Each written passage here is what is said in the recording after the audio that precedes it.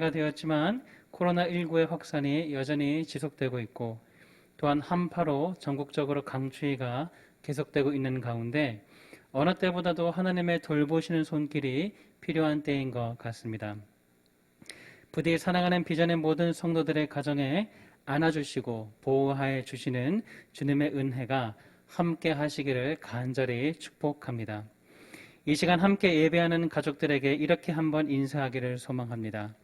오늘도 예배를 통해 은혜 받읍시다. 오늘도 예배를 통해 은혜 받읍시다. 할렐루야. 시간이 되었으므로 경건한 몸과 마음으로 예배로 나아가도록 하겠습니다. 다 함께 묵도하심으로 1월 10일 주일 예배를 하나님께 올려드립니다.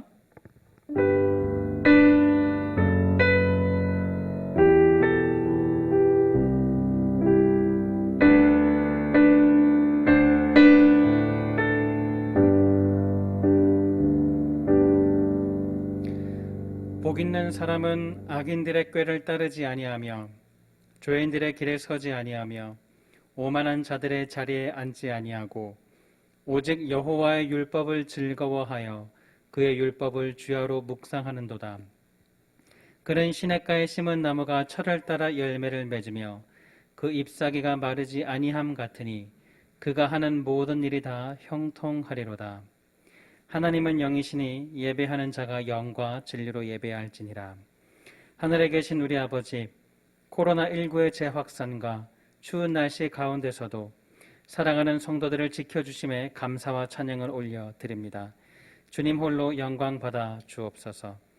여전히 끝이 보이지 않는 터널을 지나고 있지만 사랑하는 자녀들에게 복을 허락하시는 하나님의 약속을 믿습니다. 올 한 해 동안 흔들리는 세상 가운데 변치 않는 하나님의 말씀을 즐거워하며 늘 묵상하게 하시고 하나님의 복을 받아 누리는 저들 될 수 있도록 은혜를 더하여 주옵소서. 시냇가에 심은 나무가 철을 따라 열매를 맺고 그 잎사귀가 마르지 않듯이 사랑하는 비전의 모든 성도들을 형통의 길로 인도하여 주옵소서. 오늘 이 예배를 통해 모든 심령 가운데 성령의 충만을 허락하여 주옵소서. 예배의 시종을 주님께 의탁드리오며 예수 그리스도의 이름으로 기도드리옵나이다. 아멘. 사도신경으로 우리의 신앙을 고백합니다. 나는 전능하신 아버지 하나님 천지의 창조주를 믿습니다. 나는 그의 유일하신 아들 우리 주 예수 그리스도를 믿습니다. 그는 성령으로 잉태되어 동정녀 마리아에게서 나시고 본디오 빌라도에게 고난을 받아 십자가에 못 박혀 죽으시고 장사된 지 사흘 만에 죽은 자 가운데서 다시 살아나셨으며 하늘에 오르시어 전능하신 아버지 하나님 우편에 앉아 계시다가 거기로부터 살아있는 자와 죽은 자를 심판하러 오십니다. 나는 성령을 믿으며 거룩한 공교회와 성도의 교제와 죄를 용서받는 것과 몸의 부활과 영생을 믿습니다. 아멘. 우리는 하나님을 예배하는 예배자입니다. 어떠한 상황과 여건 가운데서도 오직 하나님을 예배합니다. 믿음으로 고백합니다. 나는 하나님을 하나님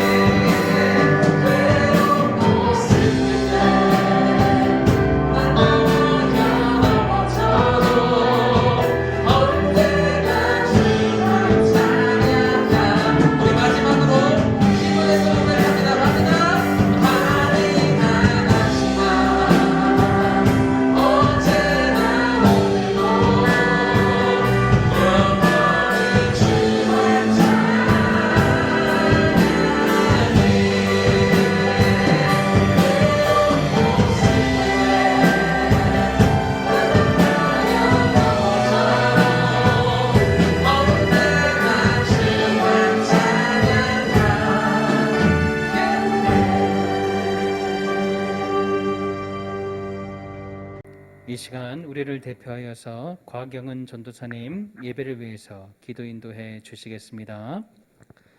사랑과 은혜가 충만하신 하나님 아버지, 한 주간 함께하여 주신 은혜와 사랑에 감사드립니다. 아멘. 우리가 알고 지은 죄, 모르고 지은 모든 죄와 모든 연약함들을 이 시간 십자가에 못 박고 주의 보혈을 의지하여 하나님 앞에 나아옵니다.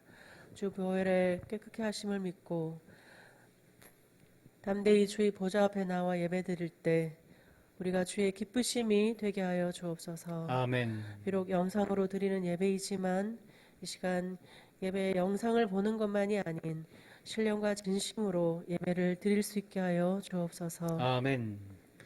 코로나를 잠재워 주시고 방역 당국을 피해서 숨어 모이는 나쁜 사람들을 벌하여 주시며 이 세상이 주 앞에 더욱 정결케 되게 하여 주시고 서로를 향한 배려와 사랑이 흘러가게 하여 주옵소서. 아멘. 나라의 위정자들과 방역 당국에 지혜를 주시고 정치와 경제, 사회 전 분야에 주님의 평안이 충만하게 하여 주옵소서. 아멘. 이 한파에 경제적으로 힘들고 어려운 이웃들을 주님께서 보듬어 주시옵소서. 아멘. 사방이 가로막혀도 이겨나갈 방법은 오직 주님께만 있음을 믿고 주님만을 의지하는 모두가 되게 하여 주옵소서. 아멘. 주님 사랑하시는 우리 성도님들을 한 분 한 분 붙들어 주시기를 원합니다. 수술하고 회복 중에 계신 성도님들의 마음을 위로하여 주시고 건강한 몸으로 회복시켜 주셔서 이전보다 주님을 더 사랑하게 하여 주옵소서. 아멘. 주일학교 학생들을 붙들어 주시옵소서. 주일학교 저학년 학생 수가 다 줄어들고 있는 가운데 예배도 비대면으로 드리면서 예배 생활이 어렵습니다. 온라인 수업으로 인해 생활 패턴이 깨지고 학습 능력도 떨어집니다. 주의 은혜로 회복하여 주시고 믿음을 바로 세워 주옵소서. 아멘. 우리 청년들의 진로를 주장하여 주옵소서. 가정과 교회와 사회와 국가 또 전 세계를 섬기는 큰 일꾼들이 되게 하여 주시기를 원합니다. 아멘. 우리 교우들의 가정과 기업을 지켜주셔서 코로나로 인한 어려움들을 이겨나갈 수 있게 하여 주옵소서. 아멘. 우리 교회와 민족교회를 지켜주셔서 사회의 모범이 되는 교회가 되어 복음의 진보를 이루게 하여 주옵소서. 아멘. 만왕의 왕 하나님 아버지께서 세상의 모든 사람들이 하나님을 예배하며 편안하게 살아갈 수 있도록 하여 주옵소서. 아멘. 힘든 가운데서도 선교 현장을 지키고 계신 선교사님들, 추방되어 나와 새로운 사역지로 나가기 위해 국내에서 준비하시는 모든 선교사님들에게 은혜를 더하여 주셔서 주의 인도하심과 은혜로 사역할 수 있게 하여 주옵소서. 아멘. 사랑하시는 주의 종 담임 목사님이 시간 말씀을 선포하실 때 주의 성령께서 기름 부어 주셔서 선포되는 말씀 한 말씀이 우리 성도님들이 마음에 감동이 되게 하여 주시고 우리 성도님들이 말씀대로 살아갈 수 있도록 성령의 은혜를 더하여 주옵소서. 아멘. 비전의 권속들을 하나로 묶어주시고 비록 잘 만나지는 못하지만 서로를 향한 중보기도와 말씀으로 더욱 아름답게 교제하게 하여 주옵소서. 아멘. 우리의 예배를 통하여 주님만이 높임 받으시고 영광 받으시기를 간절히 원합니다. 우리와 함께 하시는 우리 주 예수님의 이름으로 기도드립니다. 아멘.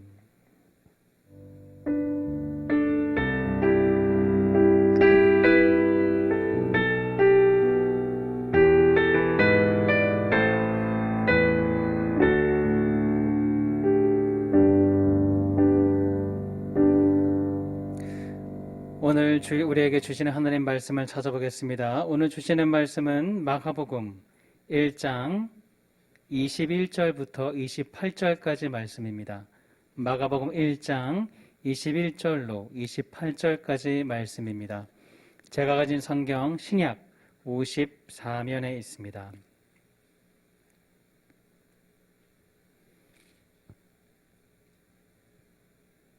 제가 하나님의 말씀을 봉독해 드립니다. 마가복음 1장 21절입니다. 그들이 가버나움에 들어가니라.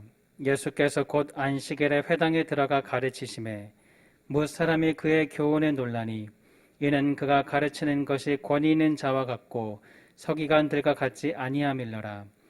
마침 그들의 회당에 더러운 귀신 들린 사람이 있어 소리질러 이르되 나사렛 예수여 우리가 당신과 무슨 상관이 있나이까? 우리를 멸하러 왔나이까? 나는 당신이 누구인 줄 아노니 하나님의 거룩한 자이니이다. 예수께서 꾸짖어 이르시되 잠잠하고 그 사람에게서 나오라 하시니 더러운 귀신이 그 사람에게 경련을 일으키고 큰 소리를 지르며 나오는지라. 다 놀라 서로 물어 이르되 이는 어찌미냐? 권위 있는 새 교훈이로다. 더러운 귀신들에게 명령한즉 순종하는도다 하더라. 예수의 소문이 곧 온 갈릴리 사방에 퍼지더라. 아멘. 이제 담임 목사님 나오셔서 내 마음의 지성소에는 무엇이? 라는 제목으로 말씀 전하실 때에 큰 은혜가 임하실 줄 믿습니다.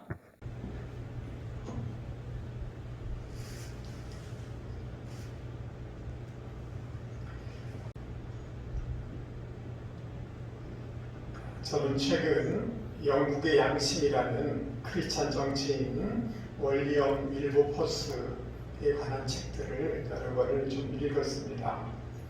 1800년도 영국의 노예 무역은 재정의 한 40% 정도를 차지하였습니다. 이 노예 무역선들이 아프리카에서 흑인들을 사로잡아가지고 미주 대륙으로 이렇게 태워가다가 그들이 병들거나 아프면 그들을 바다에 던져버리는 것입니다. 그리고 보험회사에는 보험을 타먹는 이런 일들이 비일비재했습니다. 윌버포스 내면에는 이러한 기사를 보면서 마음속에 상한 목자의 신념을 가지게 되었습니다. 온갖 비난과 모욕과 위협이 있었지만 이 노예 무역이 그치도록 의정 활동을 하고 헌신을 하게 되었습니다. 영국에 보면 그 아동들이 노동 착취를 당하는 이런 일들도 많이 있었고 사회에 여러 가지 이제 퇴폐적인 이런 문화들이 많이 있었는데 이것을 고치는데 헌신하는 것을 볼 수가 있습니다. 지금의 영국과 같은 수준 높은 문화를 일구는데 아주 크게 쓰임받는 귀한 인생이 된 것을 볼 수가 있습니다. 반면에 같은 유럽이지만 우리가 잘 알고 있는 것처럼 히틀러는 어떻습니까? 어릴 적에 그 자기 어머니와 유대인과의 이 좀 좋지 않은 관계를 보면서 큰 유대인에 대한 상처와 편견을 가지게 되었습니다. 그래서 결국 600만 명을 죽이는데 앞장선 것을 우리는 볼 수가 있습니다. 그러니까 우리 마음에 무엇이 있느냐, 누가 있느냐에 따라서 그 인생도 그 주변의 삶도 완전히 달라질 수 있다는 것을 우리는 깨닫게 되는 것입니다. 사랑하는 성도 여러분, 여러분의 마음에는 지금 무엇이, 누가 있는 것 같습니까? 마치 우리 마음은 자동차와 같은 것입니다. 자동차에 누가 운전하느냐에 따라서 방향이 결정되는 것입니다. 혹 상처받은 자아, 부정적인 자아가 그 자리를 차지하고 있다면 우리는 모든 것들을 부정적으로 해석하고 우리 인생도 부정적으로만 갈 것입니다. 그러나 긍정적인 자아가 그 자리를 차지하고 있다면 또 좋은 것들이 우리 내면을 차지하고 있다면 우리 인생은 아름다운 열매를 맺는 방향으로 우리 인생은 가게 될 것입니다. 그렇다면 오늘 성경 말씀을 통하여서 우리의 마음의 지성소에 무엇이 채워져야 하는지를 같이 생각해 보려고 하는 것입니다. 첫째는 우리 마음의 지성소에 그리스도의 주재권, 말씀의 통치권이 임할 때 우리의 인생에 놀라운 회복의 역사가 일어나게 된다는 것입니다. 21절 말씀을 한번 보시기 바랍니다. 예수님께서 가버나움으로 들어가셨고 안식일이 되자 회당에 들어가 그곳에서 하나님의 말씀을 가리키셨습니다. 이 예수님과 제자들이 찾은 가버나움은 그 본뜻은 뭐냐 하면 나훔의 동네입니다. 여러분 저 그림의 저 위쪽 갈릴리 저 서북쪽에 있는 위치가 가버나움입니다. 갈릴리 호수로부터 아주 가까운 도시죠. 그리고 이 가버나움은 다메섹과 연결되는 동서교통의 요충지입니다. 어업이 발달하여 있기 때문에 다른 지역에 비해서 인구 밀도가 굉장히 높았습니다. 따라서 이곳에는 세관이 있었고 관공서, 군인들이 주둔하는 부대도 있었습니다. 행정과 군사와 경제적인 면에서 굉장히 중요한 역할을 하는, 그래도 꽤 괜찮은 그런 지역이었다라고 말할 수가 있습니다. 그리고 그곳에 회당이 있었다라고 얘기하고 있는데요. 이 회당은 유대인들이 바벨론 포로 당시에 성전을 상실한 유대인들이 세워서 기도하는 그런 장소였습니다. 그곳에는 하나님의 말씀, 율법을 같이 듣기도 하고 배우는 그런 일이 이루어졌습니다. 안식일에는 기도도 하고 찬양도 하고 성경 봉독도 있었고 거기 말씀에 대한 강해도 그곳에서 이루어졌습니다. 자, 외적으로 보면, 겉으로 보면 경제적인 면에서 꽤 괜찮았습니다. 종교적인 측면에서도 회당이 있었고 사람들은 회당에서 찬양도 하고 예배도 드리고 말씀도 듣고 있었습니다. 아무런 문제가 없는 것처럼 보이는 이런 도시였습니다.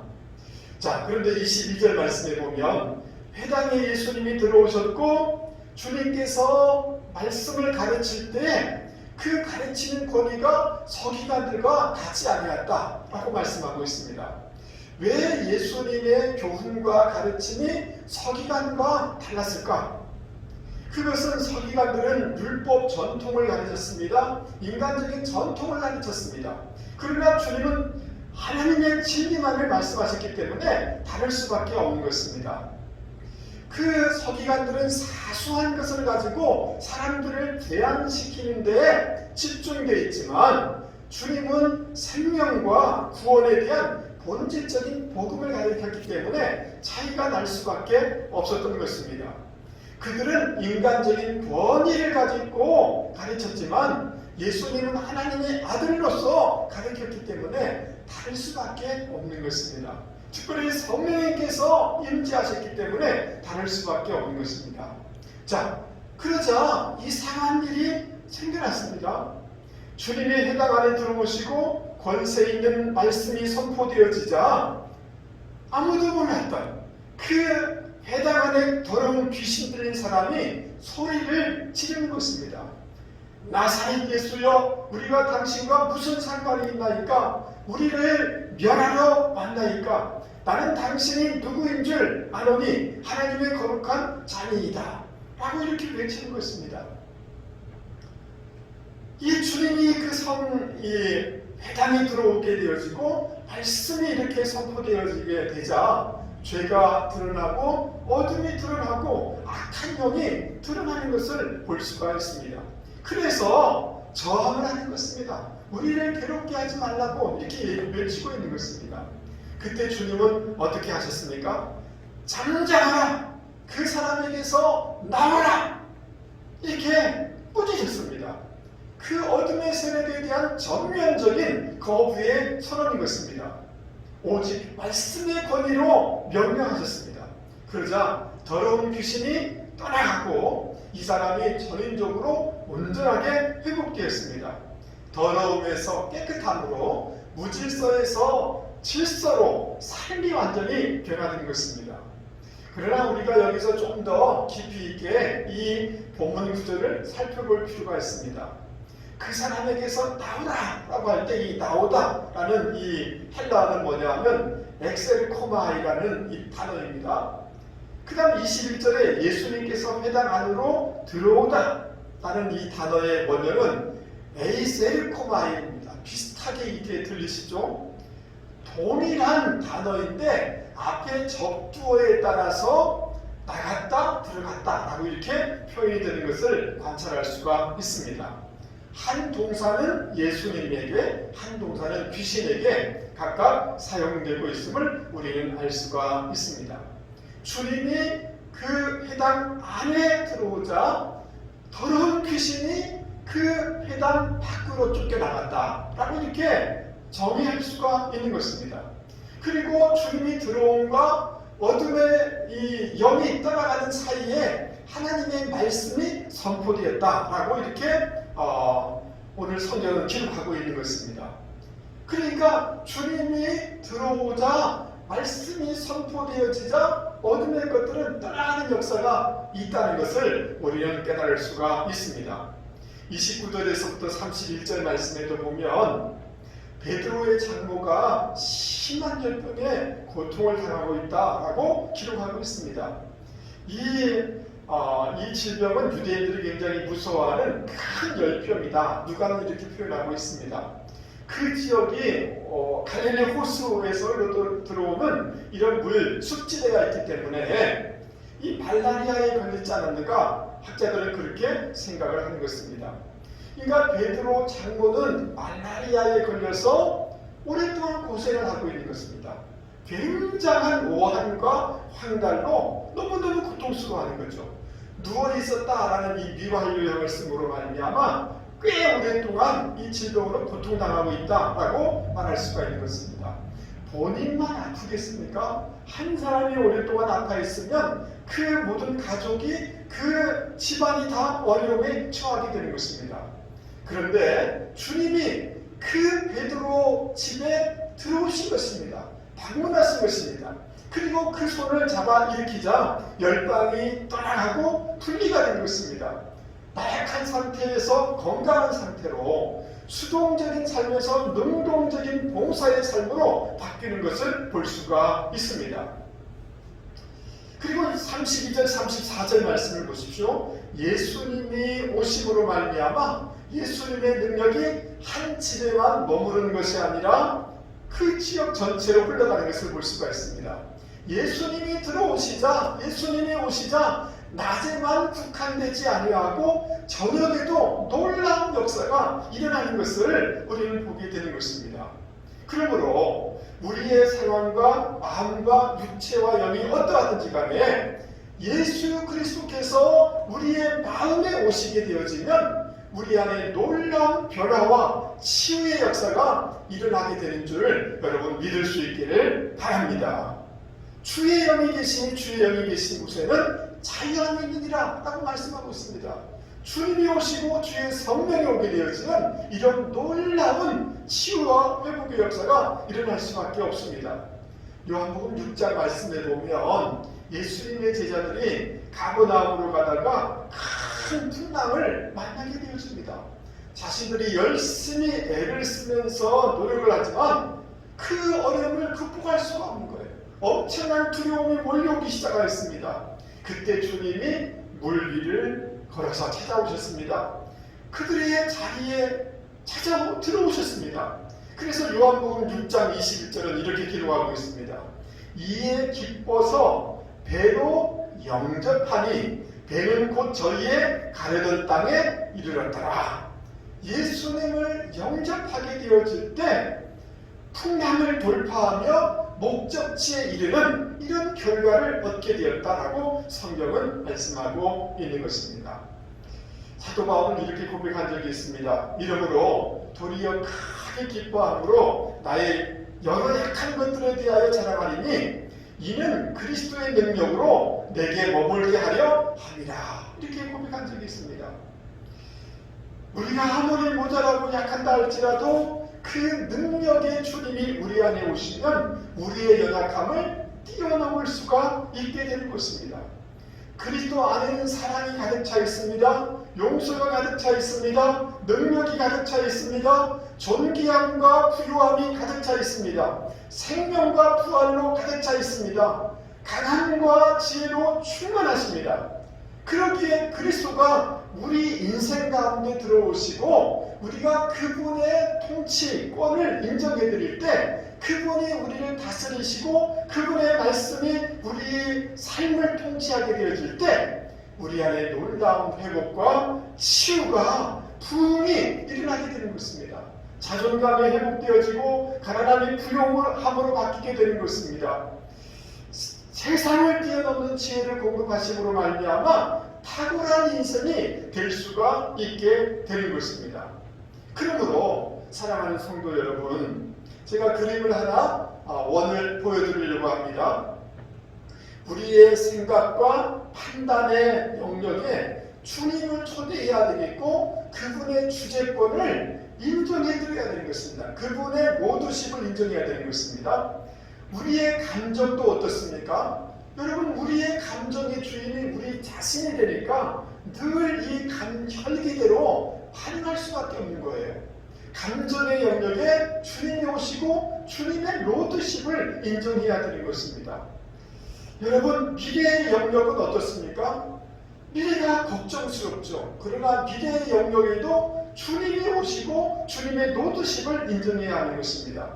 재물의 영역, 습관의 영역, 언어의 영역, 모든 관계의 영역, 직업의 영역, 모든 영역에 주님이 그냥 오실 뿐만 아니라 그분의 노드십을 인정해 드리시고 그분의 말씀에 의해서 다스려지게 그 말씀의 통치권을 인정하게 될 때 우리 안에 놀라운 회복의 역사가, 성장의 역사가, 열매의 역사가 있게 되는 줄 믿을 수 있기를 바랍니다.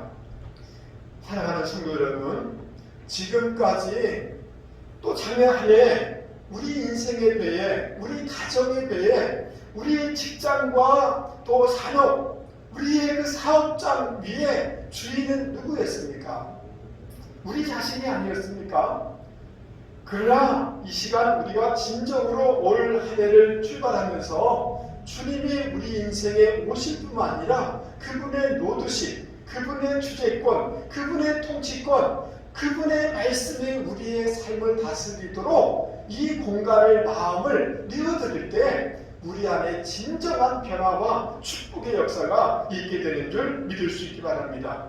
주님이 다스리고 말씀이 다스릴 때 어둠은 떠나가고 불면증은 떠나가고 우울증은 떠나가고 실패는 떠나가고 악한 영들은 떠나가서 우리 가운데 놀라운 회복과 부흥의 역사가 일어나게 될 줄 믿을 수 있기를 바랍니다.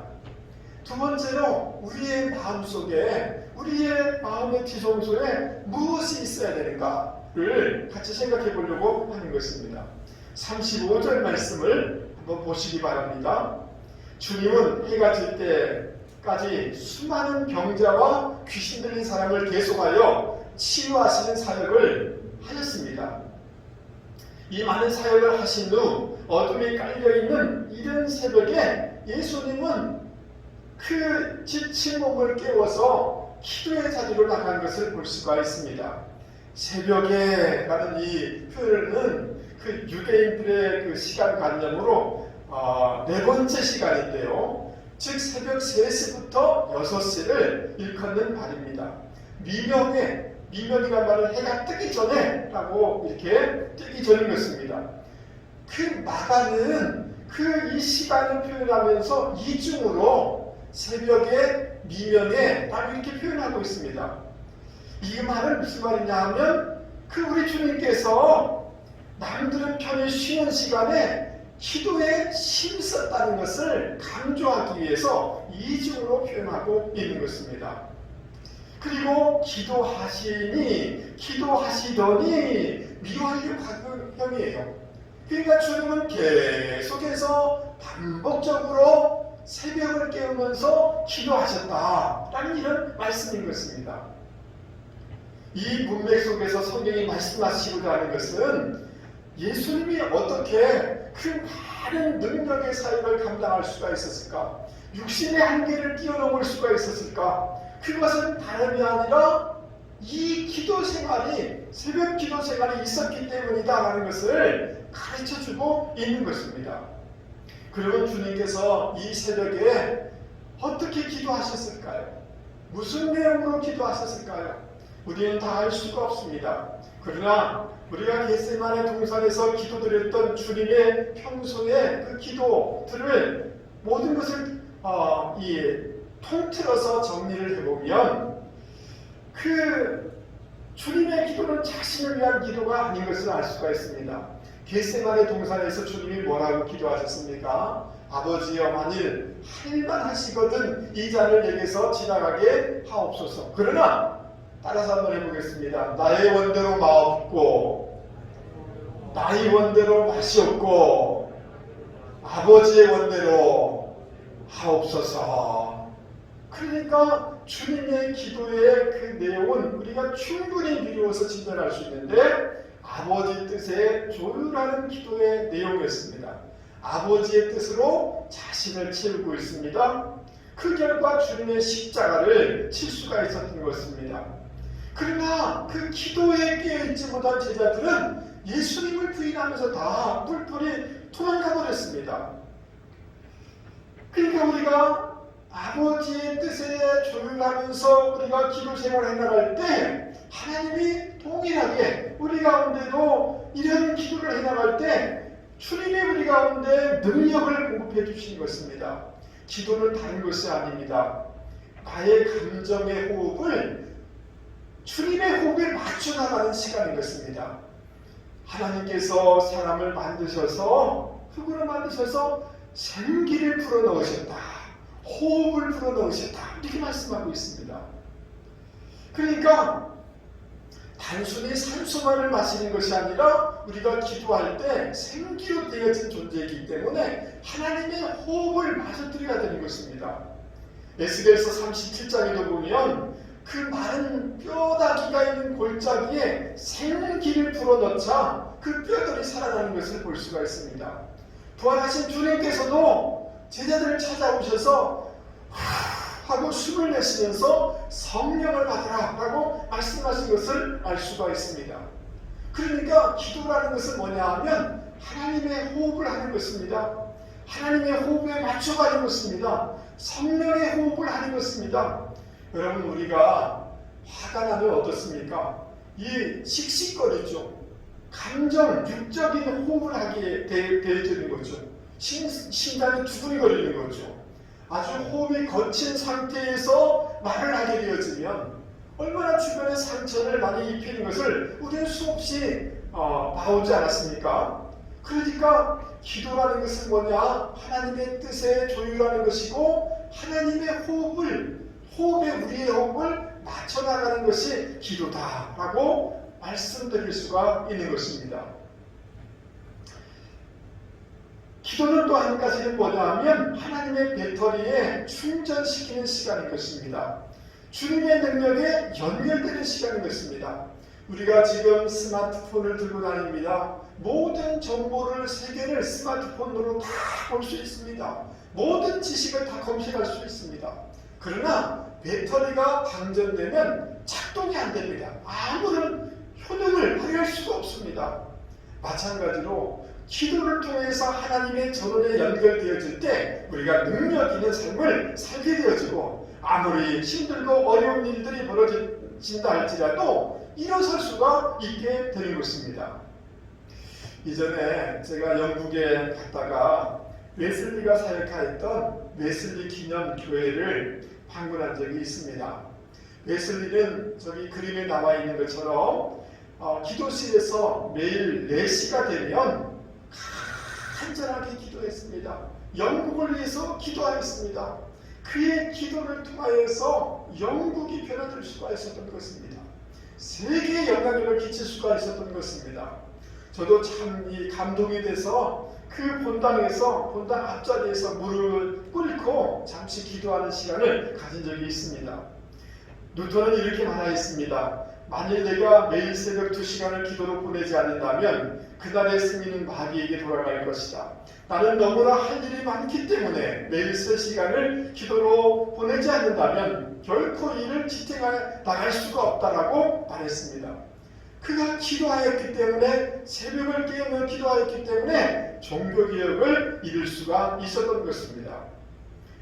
시편 46편에는 참 귀한 말씀인데요. 한번 보시기 바랍니다. 제가 읽어드리려고 합니다. 하나님은 우리의 피난처시로 신이시니 환난 중에 만날 큰 도움이시라. 그러므로 땅이 변하든지 산이 흔들려 바다 가운데 빠지든지 바닷물이 흉흉하고 뛰놀든지 그것이 넘침으로 산이 요동할지라도 우리는 두려워 아니하리로다. 하나님이 그 성중에 거하심에 성이 요동치 아니할 것이라. 따라서 한번 해보겠습니다. 새벽에 하나님이 도우시리로다. 이 복잡하고 어려운 상황 가운데 있을지라도 새벽을 깨우며 기도할 때 하나님이 도와주신다 하는 고백이 시편 기자의 고백인 것입니다. 그 어떤 어려움이 있다 할지라도 새벽을 깨우며 기도하며 우리가 살아가게 되어질 때 하나님의 뜻으로 나의 마음을 채우고 하나님의 호흡으로 내 호흡을 채우고 하나님의 힘으로 내 마음에 채우게 되어진다면 여러분 능력 있는 삶을 모든 것을 이겨내는 삶을 살아갈 수 있지 않겠습니까? 여러분 기도하지 않는다는 것은 즉 자기 힘을 의지한다는 거예요. 그 사람이 뭐 교회 다닌다 뭐 어쩌다 저쩌다 한다 할지라도 기도하지 않는다는 것은 교만한 거예요. 왜? 하나님을 의지하지 않기 때문에 교만한 사람인 것입니다. 기도하지 않는다면 신앙이 점점 약하여지고 세상을 이길 수가 없게 되어지고 근근히 신자라는 명분 정도 유지하는 그런 정도밖에 될 수가 없는 것입니다. 그래서 그 오랜 그 선교회에 가보면 이런 글을 붙여놓고 있는데요. when works 사람이 일할 때 when works 사람이 일하는 것밖에 되지 않는다. 그러나 when prays 사람들이 기도할 때 God works 하나님이 일하신다 라고 이렇게 하고 있는 것입니다. 여러분 하나님이 일하시는 것을 경험해 보고 싶지 않습니까? 김응선이라는 장로님이 계셨는데요. 이분이 장로 직분을 받게 됐습니다. 장로 직분을 받으니까 주일 대예배 때 대표기도 하지 않겠습니까? 그런데 집안이 너무 가난하니까 양복이 없는 거예요. 입을 양복이 없는 거예요.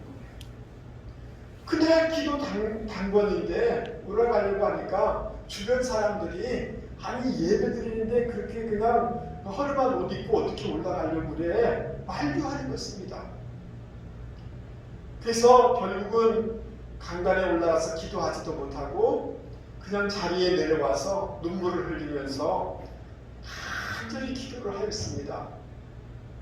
자기의 팔남매를 이렇게 양육하고 돌보기 때문에 양복 사입을 돈이 없는 거죠. 그러면서 하나님 앞에 간절히 기도하는 생활을 끊임없이 감당을 하게 되었습니다. 하나님을 믿는 백성이라면 기도로 하루를 시작해야 된다라는 철학을 가지고 매일 새벽을 깨우면서 기도하는 거예요. 먼저 자녀들을 깨워서 새벽 기도한 후에 그리고 그 부부가 새벽 기도의 교회당에 가서 기도하는 것입니다. 그러면서 하나님 내 자식들에게만은 이 가난함을 물려주지 않기를 원합니다. 하나님 우리 이 팔남매를 장로와 권사가 돼서 하나님의 교회를 잘 섬기고 목회자를 잘 섬기고 그래서 귀한 인생이 되게 해주세요 하고 새벽마다 기도하는 거예요. 어느 추운 겨울날 새벽 기도를 드리기 위해서 집을 나셨는데 부모님이 그 빙판에 미끄러져서 강물에 빠진 거예요. 그 옷이 고드름이 며칠 정도로 추운 날씨였는데 이 장로님 권사님은 그 집에 와서 몸을 녹이지도 않고 옷만 갈아입고 다시 교회당에 새벽 기도에 간 것입니다. 여러분 이 장로님이 팔남매를 통해서 104명의 예수 잘 믿는 후손들이 생겨나게 되어지는데 그 순천에 가면 내산고등학교라고 유명한 선교사님이 세운 학교가 있습니다. 여기 교장, 첫째는 교장이 되고 둘째 김경규 장로님은 육군 대령으로 전역해서 그 대기업의 회장님이 되시고 세 번째 장로님도 기업 회장님이 되시고 네 번째 그 아드님 이 장로님은 김명규 장로님인데 국회의원을 2번이나 하시고 다섯 번째 그 아드님은 법무장관이 되고 정부의 요직을 감당하는 김승규라는 장로님이 계세요. 아주 유명하신 분이세요. 딸 4명도 다 교회의 중직자가 돼서 얼마나 충성스럽게 교회를 섬기는 분인지 알 수가 없는 거예요. 그러니까 기도함으로 새벽을 깨움으로 신앙의 명문 가문이 되어지고 하나님이 그 인생 자녀 손들을 다 복주시는 것을 이분들을 통해서 우리는 알 수가 있는 것입니다. 사랑하는 성도 여러분, 같은 길을 걸어가더라도 기도하면서 걷는 사람하고 자기 힘으로 걸어가는 사람하고는 완전히 다릅니다. 성령이 도와주시고 하나님이 도와주시는 그 인생하고 자기 힘으로 뛰어가는 인생하고 어찌 같을 수가 있겠습니까? 우리의 직장생활, 자녀 교육, 부부생활, 모든 생활 속에 우리가 기도해야 되는 것입니다. 기도하면서 주님의 뜻으로 채우고 주님의 호흡으로 채우고 주님의 능력으로 채우게 되었을 때 우리의 삶의 실제적인 열매와 승리를 경험하게 되어질 줄 믿습니다. 기도 생활을 하되 그러나 주님의 뜻으로 주님의 호흡으로 주님의 능력으로 채우는 이 삶이 우리 모두에게 있기를 주님의 이름으로 권면을 드립니다. 세 번째로 우리가 어떻게 우리의 마음, 내면을 무엇으로 채워나가야 될 것인가를 생각해 보려고 하는 것입니다. 36절, 37절 말씀에 보면 많은 사람들이 새벽부터 자신의 병을 치료함을 받기 위해서 몰려온 것입니다. 근데 그 주님은 기도하기 위해서 다른 곳을 갔었기 때문에 보일 수가 없죠. 그러자 베드로가 예수님을 뒤따라가서 주님, 많은 사람들이 주를 찾습니다 라고 이렇게 말을 합니다. 여기 뒤따라가다 라는 이 단어는 뭐냐 하면 기웃고 쫓아가다, 추격하여서 따라붙다 라는 이런 뜻이에요. 주님의 뜻과 상관없이 주님을 막 끌고 오는 거죠. 왜 그랬을까요? 사람들이 막 요구가 있으니까, 열렬한 호응이 있으니까 거기에 좀 반응해달라는 이런 취지로 주님 앞에 주님을 이렇게 가서 주님을 붙잡는 거죠. 근데 주님의 반응이 의외입니다. 그들을 만나기보다 다른 가까운 마을들로 가자. 거기서도 전도하리니 내가 이를 위하여 왔노라 라고 이렇게 말씀합니다. 훌훌 미련 없이 그곳을 떠나갔습니다. 그리고 온 갈릴리에 다니시며 여러 회당에서 전도하시고 귀신을 내쫓는 사역을 하는 것을 볼 수가 있습니다. 왜 우리 주님께서는 다른 마을들로 가자고 하신 것입니까? 예수님을 찾아온 사람들은 왜 온 것입니까? 그분의 능력으로 치유받기 위한 거예요. 인기 때문인 거예요. 그러니까 주님이 이 땅에 오신 목적은 자신이 영광을 받기 위하여서, 인기를 얻기 위해서, 명예를 얻기 위해서 오신 것이 아니었습니다. 사람들 앞에 가면 사람들이 환호하겠죠. 그 인기를 위해서 주님이 오신 게 아니라는 거예요. 하나님 나라를 선포하기 위하여, 복음을 전파하기 위하여, 잃어버린 영혼을 구원하기 위하여서 주님이 오신 거예요. 주님의 심장은, 주님의 마음은 이 본질과 본질적인 사명과 이 복음으로 가득 채워져 있는 것을 우리는 보게 되는 것입니다. 사랑하는 성도 여러분, 우리의 마음이 본질적인 것, 본질적인 사명으로 가득 찬 사람들은 삶의 우선순위가 선명해집니다. 단순해질 수밖에 없습니다. 그리고 그런 사명이 있고 본질을 가진 사람은 유혹을 쉽게 이겨내게 됩니다. 목표가 있기 때문에 절망하지 않습니다. 지치지 않습니다. 고난을 두려워하지 않습니다. 미국 해안가에 자주 사고가 일어나는 지역에 아주 볼품없는 인명구조대가 있었습니다. 건물이라는 것은 오두막 한 채와 작은 보트가 전부였습니다. 그러나 저기의 멤버들은 아주 헌신적이었습니다. 자기 몸을 돌보지 않고 밤낮으로 바다를 지키면서 인명구조 활동을 하였습니다. 아주 작지만 최선을 다해서 이렇게 열심히 일을 하니까 이 구조대에 의해서 많은 사람들이 생명을 얻게 된 거예요. 그래서 저 구조대가 유명해졌습니다. 여러분, 저 죽음에서 구조된 사람들이 얼마나 감사하겠습니까? 그런 마음으로, 감사한 마음으로 이 구조대를 후원하는 거예요. 또 많은 유명해지기 시작하니까 많은 사람들이 후원자가 생기고 멤버십들이 생겨나기 시작하는 것입니다. 그래서 새로운 보트도 구입하고 또 많은 사람들을 훈련시키기도 했습니다. 사람들이 그 후원하는 사람도 많아졌고 방문자들도 많아지기 시작하였습니다. 그러니까 이 작은 그 건물로서는 이걸 다 수용할 수가 없으니까 그 구조된 사람도 편안히 쉼을 얻고 또 돕는 사람들도 편안히 쉼을 얻기 위해서 이 건물을 크게 짓게 된 것입니다. 그런데 조금 더 편하게 좀 지내면 좋겠다는 마음으로 아주 멋진 가구도 드러났습니다. 근데 오래되지 않아서 그곳은 인명구조를 위한 장소가 아니라 회원들을 위한 대중적인 미팅 장소가 되어버렸습니다. 더 분위기 있게 만들기 위해서 화려한 장식을 많이 했습니다. 회원들이 점점 많아지면서 이제 바다로 나가는 것을 거기에 대한 관심이 점점 없어지기 시작하였습니다. 그러자 그 구조대 안에 회원 간에 불화가 생겼습니다. 대부분의 회원들은 인명구조 활동이 별로 중요한 일이 아닌데다가 이 클럽 활동하는데 방해가 된다라고 말을 하는 것입니다. 그래서 이거 좀 그만둬야 된다라고 얘기하는 것입니다. 그러나 일부 회원들은 인명구조야말로 가장 중요한 목적이다라고 하면서 소리를 내는 것입니다. 그 두 그룹 사이에 다툼이 있는 거죠. 그래서 결국은 그 소수이지만 생명을 구원해야 된다는 사람이 떨어져 나가는 것입니다. 그래서 조그마한 구조대를 만들어서 운영을 하는 것입니다. 우리가 처음부터 살펴봤던 것처럼 그 구조대는 열심을 냈습니다. 그리고 사람들이 후원해주고 커지기 시작했습니다.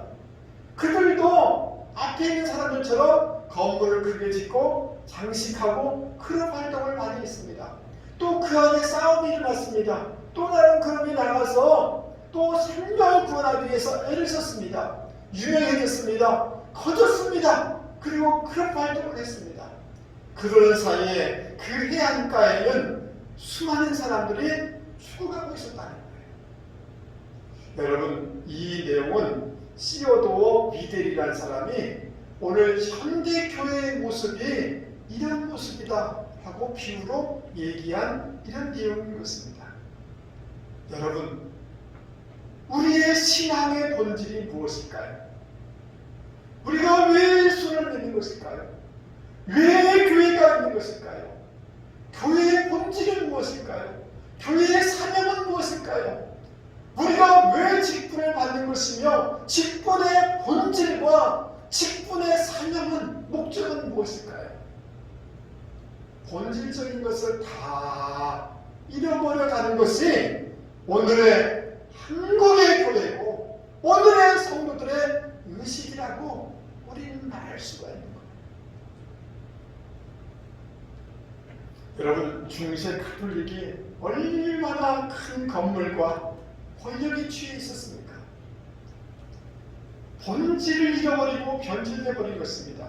그러니까 루터, 칼빈 등이 본질로 돌아가자, 아들 폰테스 본질로 돌아가자 하고 이렇게 얘기를 하는 겁니다. 22절 주님의 말씀에는 권위가 있었다, 엑수시아가 있었다라고 얘기하고 있는데, 이 엑수시아라는 것은 아크라는 단어와 우시아라는 단어의 합성을 해요. 즉, 그 권세라는 것은 본질로부터 나오는 거예요. 우리가 본질로 돌아가고 본래의 목적으로 돌아가고 본래의 사명으로 돌아갈 때 그곳에서 여러분 우리의 삶이 다른 사람들에게 영향력을 끼칠 수가 있는 것이고, 그런 삶을 살아갈 때 세상 사람들에게 도전을 끼칠 수가 있는 것이고, 본질과 사명을 회복할 때 교회가 세상에 선한 영향력을 끼칠 수 있게 되는 줄 믿을 수 있기를 바랍니다. 말씀을 마치려고 합니다. 사랑하는 성도 여러분, 오늘 우리의 마음은 무엇으로 가득 차 있을까요? 여러분의 마음에는 누가 들어와 있습니까? 여러분, 주님을 우리는 믿습니다. 그게 주님이 계실 거라고 저는 생각합니다. 그러나 주님의 왕되심, 주님의 다스리심, 주님의 로드십을 인정하는 그리스도인은 그리 많지 않은 것 같습니다. 우리의 모든 영역 가운데 주님의 로드십이 형성되어지고 주님의 말씀의 다스림이 우리의 마음 가운데 가득하기를 바랍니다. 그래야 회복의 역사가 일어나게 될 줄 믿습니다.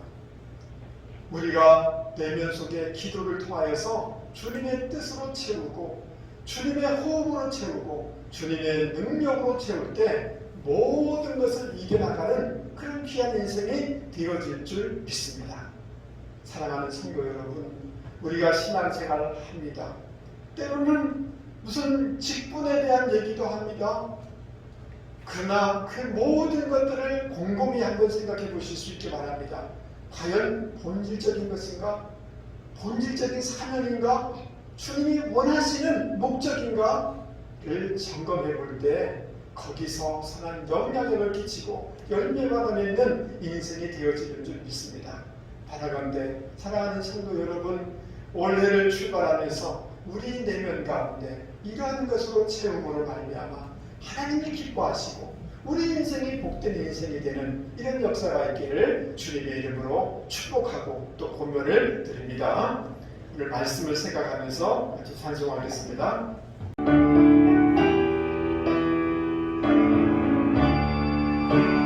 예수는 나의 구주 삼고 성령과 피로써 거듭나니 이 세상에서 내 영혼이 하늘의 영광 누리노라. 이것이 나의 간증이요 이것이 나의 전설일세. 나 사는 동안 끊임없이 주를 찬송하리로다. 온전히 주께 맡기네요. 사랑의 음성을 듣는 중에 천사들 받는 많은 것과 하늘의 영광 누리노라. 이것이 나의 간증이요 이것이 나의 찬송일세. 나 사는 동안 끊임없이 주를 찬송하리로다. 주 안에 깊은 그림으로 마음을 풍성히 찬양하니 세상과 나는 한번 없고 구속한 주만 보이노라. 이것이 나의 간증이요 이것이 나의 찬송일세. 나 사는 동안 끊임없이 주를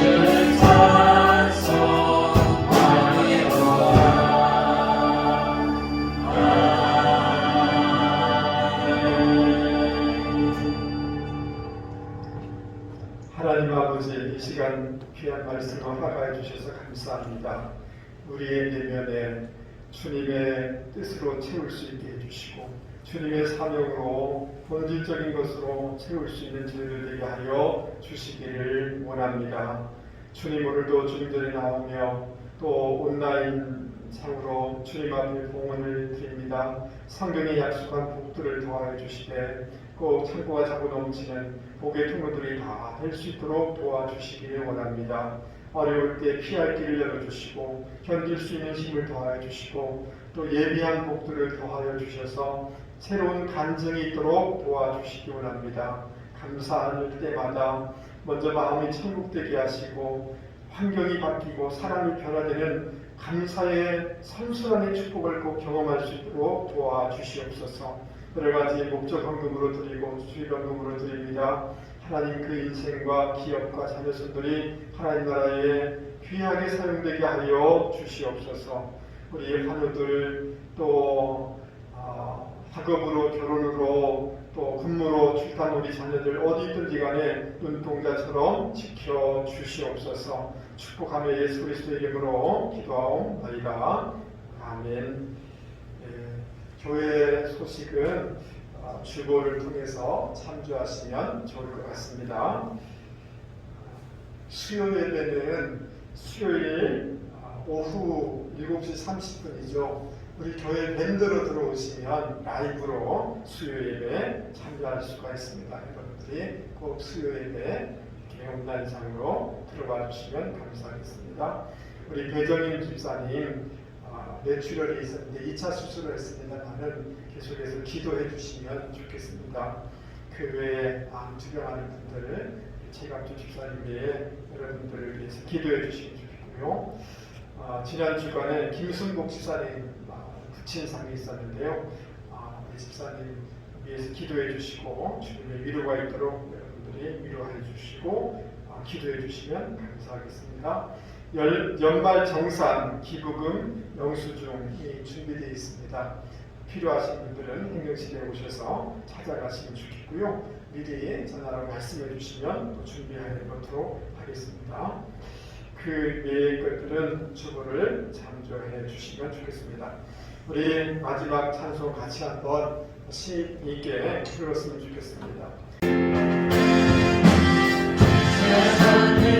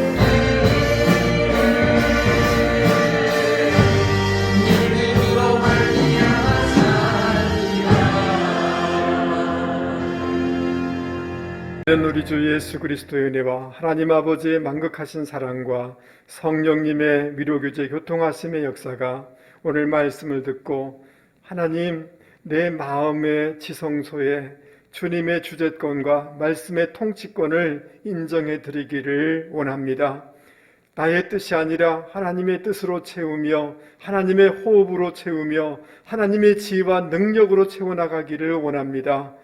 본질적인 것, 본질적인 사명으로 채워나가기를 원합니다. 라고 다짐하며 세상 가운데 나가는 주의 백성들 위해 자녀 손들과 기업과 직장 가운데 영원히 함께하옵시기를 간절히 축원하옵나이다.